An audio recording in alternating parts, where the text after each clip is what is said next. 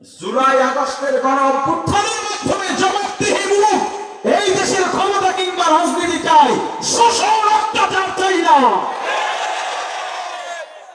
আমাকে বলবেন হুজুর মানুষের কোনটা নিজে ময়দানে বসে নিজে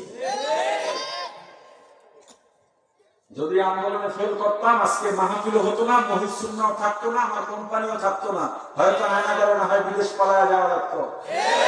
কথা আমি বলবো না, আপনি বলবেন। লুটে পুটে কেউ খাবে এজন্য জীবন দেওয়া হয় নাই, রক্ত দেওয়া হয় নাই।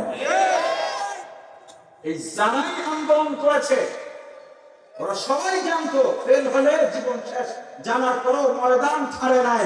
যারা মৃত্যুর ভয়কে জয় করে ময়দানে রয়েছে, ওরা প্রয়োজন হলে আমার অভ্যুত্থান ঘটাবে, আমার রক্ত দেবে, জীবন দেবে ইনশাআল্লাহ।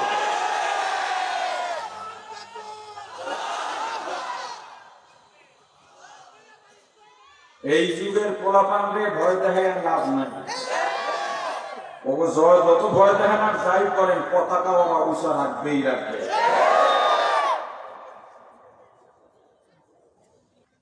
দেখেন নাই কোন ইসলামায় কি হয়েছে?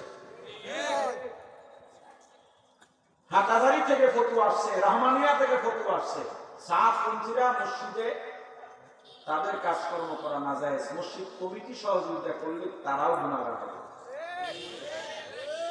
আমি ফতোয়া শুনাই দিলাম তাদের। এখন হাটাজারি গিয়ে ধরেন আর রহমানের গিয়ে ধরেন। আমার আপনাকে প্রশ্ন করেন, মিয়া আপনি সাতপন্থী নিয়ে কথা বলেন, আপনি কি তাবলীগ করছেন নাকি জীবনে? ওরে বেটা তুমি তাবলীগের কি বুঝো? 7 বছর বয়সে বাবা নাতি কেওড়া দুনিয়া দিলেন, এই যে তাবলীগ শুরু এখনো চলে।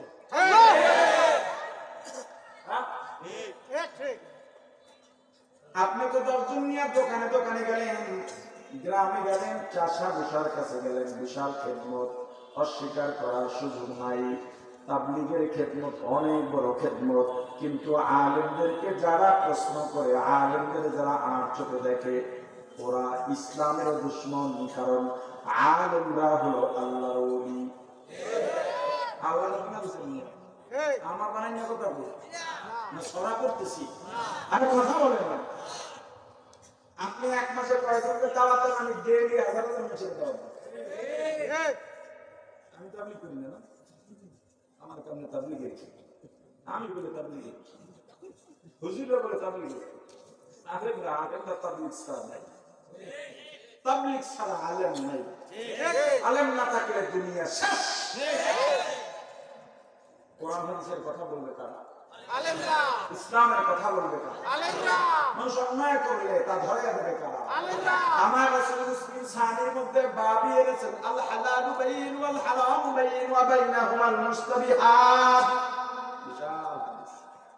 এই হাদিসের মধ্যে আল্লাহর রাসূল উদাহরণ দিয়েছেন, হে রাখাল, তোমার গরু মহিষ ভেড়া বকরি উট খবরদার চারণ ভূমিতে চড়াইবা, ফসলের বেড়া যেখানে আছে বেড়ার ধারে কাছে ওই জন্য না যায়।